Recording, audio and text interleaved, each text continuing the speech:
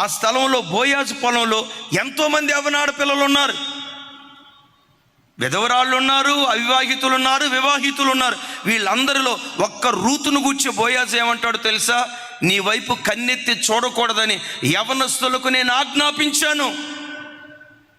ఎందుకో చెప్పంటారా? రూతు భక్తి కలిగింది. నిన్న ఒక తమ్ముడు ఇక్కడ నిలబడి సాక్ష్యం చెప్తా ఆ తమ్ముడు భలే అందగాడు, భలే చక్కగా ఉంటాడు, కోటేస్తే అచ్చం ట్రంప్ కొడుకులాగా ఉంటాడు, అంత గొప్ప అందగాడు. ఆ బిడ్డ ఏం సాక్ష్యం చెప్పాడు తెలుసా? నేను ప్రార్థనా గదిలోకి వెళ్తే 3 పిల్లల తమ్ముడికి ఒక కంపెనీలో AGM అసిస్టెంట్ జనరల్ మేనేజర్. ఆ తమ్ముడు చెప్తే ఏమన్నాడు తెలుసా?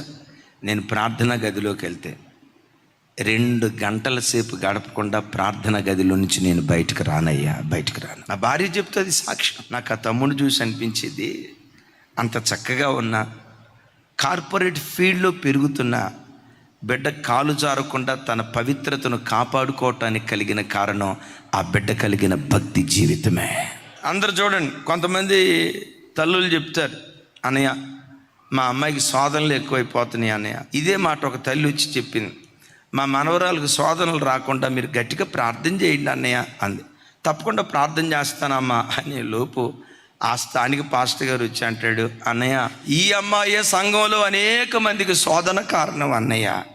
ఒంటి నిండా బట్ట వేసుకోదు అన్నయ్య, సున్ని వేసుకోదు అన్నయ్య, నెత్తి మీద ముసుకేసుకోదు అన్నయ్య, చర్చిలో కూర్చున్నప్పుడు యవన బిడ్డలందరికీ శోధన కారణం అన్నయ్య ఒక మాట అడుగుతా, చర్చికి వచ్చేటప్పుడు లిప్స్టిక్ ఎందుకు అన్నయ్య మీరు చెప్పండి. నన్ను అడిగాడు.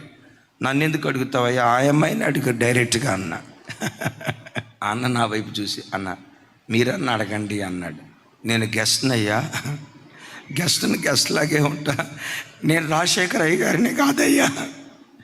అయ్యగారు అయితే ఉతికి ఆరేసి ఎండబెట్టి చెప్పని ఇస్త్రీ చేసి ఆ తర్వాత వస్తా. గమనించండి, కొంతమంది ఆడబిడ్డలకే ఆ అబ్బాయి నా వైపు చూస్తున్నాడు అన్న, నా వైపు చూస్తున్నాడు. నేనంట నీ వైపు చూసాడన్న సంగతి నీకేడ తెలిసింది? నువ్వు భక్తి కలిగిన దానివైతే నీ వైపు చూడకూడదని ప్రకృతికి దేవుడు ఆజ్ఞాపిస్తాడు.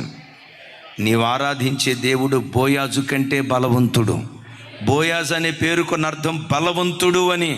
నేనంట ఆ పంట పొలంలో బెత్లెహేములో బోయాజుకి అంత కమాండ్ ఉంటే, నీవు ఆరాధించే దేవుడు ఒకటి బెత్లెహేములో కమాండ్ ఉండే దేవుడే కాదు, భూమండలం అంతా ప్రభావము కలిగిన నామం ఆయన నామం.